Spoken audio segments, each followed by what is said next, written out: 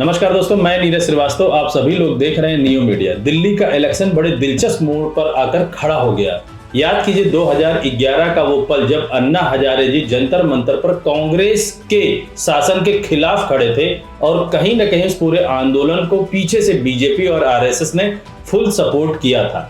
अब 2011 के बाद 2013 में जो दिल्ली का इलेक्शन होता है उसमें आम आदमी पार्टी जीत जाती है और सरकार बनाती है। लेकिन 2015 और 2020 का जो इलेक्शन होता है उसमें आम आदमी पार्टी बम्पर वोटों से जीतती है और लगभग 90% सीट भी प्राप्त करती है, जो दिल्ली की विधानसभा का है।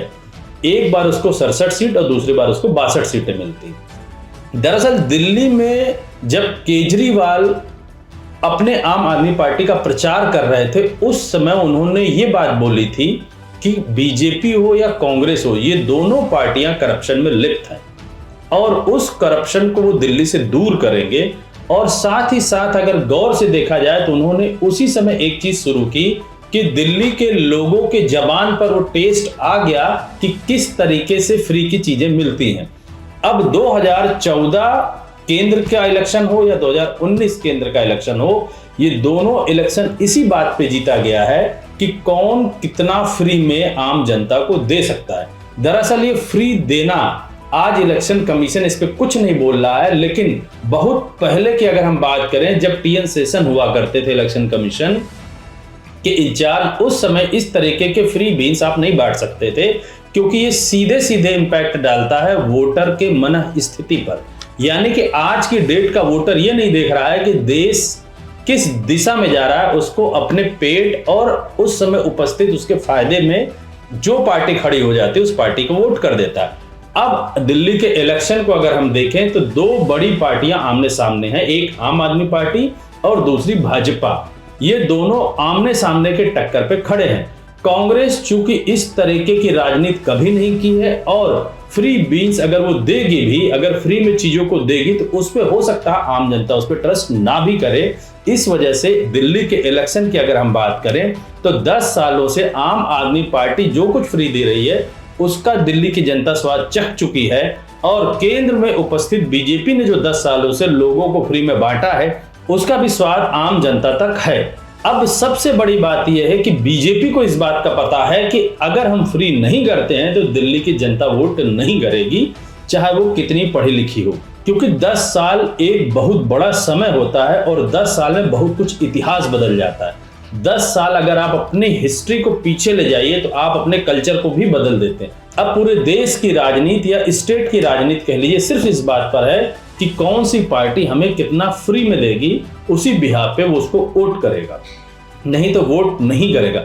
अब हम देखते हैं कि आम आदमी पार्टी और बीजेपी ने जो संकल्प पत्र जारी किया है उन संकल्प पत्र में लगभग सेम चीजें हैं, बस शब्दों का हेरफेर आपको दिखेगा। बहरहाल वो 2015 और 2020 के इलेक्शंस में भी घूम फिर कर वही बातें थी, यानी कि बिजली का बिल माफ होना, पानी का अननेसेसरी का जो बिल है वो माफ होना या बुजुर्गों को पेंशन देना। इस तरीके के सारी चीजें 2015 और 2020 के इलेक्शंस में भी थी और अब 2025 के इलेक्शंस में भी यही है।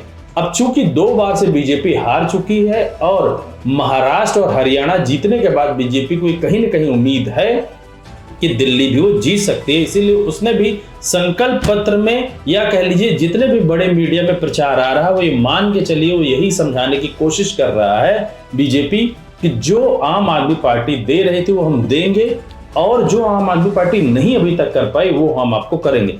अगर हम भाजपा के संकल्प पत्र की बात करें तो इन्होंने लिखा है आर्थिक मदद यानी 2500 रुपए हर गरीब महिला को प्रति माह दिए जाएंगे।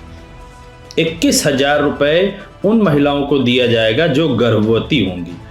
500 का सिलेंडर होगा हर गरीब महिला के लिए और होली और दीपावली में सिलेंडर मुफ्त में मिलेंगे। 10 लाख का मुफ्त बीमा इनको दिया जाएगा। अब हम बात करते हैं आम आदमी पार्टी, जो लमसम वही चीज दिखा रही है जो कि बीजेपी के पास है। 2100 रुपए प्रति माह महिलाओं को मिलेंगे, यानी कि गरीब महिला को ये भी 2100 देंगे और बीजेपी ने भी संकल्प किया है कि हम भी गरीब महिलाओं को देंगे। अगर हम बात करते हैं बुजुर्गों की पेंशन की तो इन्होंने भी वही बात लिखी है जो कि बीजेपी ने लिखी है, यानी कि अगर हम पूरे संकल्प पत्र को ध्यान से पढ़ें और समझने की कोशिश करें तो आपको ये समझ में आ जाएगा कि लमसम वही चीज है जो बीजेपी लिखी है, वही आम आदमी पार्टी पे भी लिखा। अब टक्कर यही होती है कि दिल्ली की जनता आखिर किसको पसंद करेगी। क्या वो केंद्र में बैठी हुई बीजेपी के साथ जाना पसंद करेगी या फिर आम आदमी पार्टी के साथ? क्योंकि अगर आम आदमी पार्टी के साथ आज दिल्ली नहीं जाती है तो उसको कहीं ना कहीं ये उम्मीद होगी कि बीजेपी हो सकता है इस संकल्प पत्र को फॉलो करे और हो सकता है इस संकल्प पत्र को फॉलो ना करे। क्योंकि अगर आप विगत कुछ दिनों से देखें तो हर कॉन्स्टिट्यूएंसी में बीजेपी ने कुछ नए वोटर्स को जोड़ा है। आम आदमी पार्टी के वोटर्स को ये पता है कि बीजेपी कहीं ना कहीं हो सकता है उनका नाम अगर सरकार में बनती है तो ना ले और इस तरीके के जो फ्री की चीजें उनको ना मिले। बहरहाल आम आदमी पार्टी आज की स्थिति में हमें मजबूत दिखती है, लेकिन ये कहना गलत नहीं होगा आज के डेट में अब वोट पड़ते नहीं हैं बल्कि अब वोट खरीदे जाते हैं।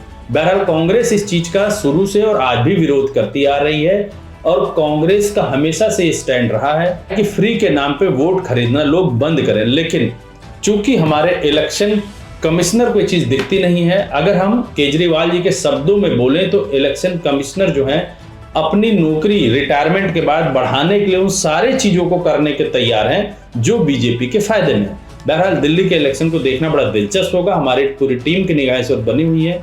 मैं अपने सारे दर्शकों से बोलता हूँ चैनल को ज्यादा से ज्यादा सब्सक्राइब करें, शेयर करें। धन्यवाद।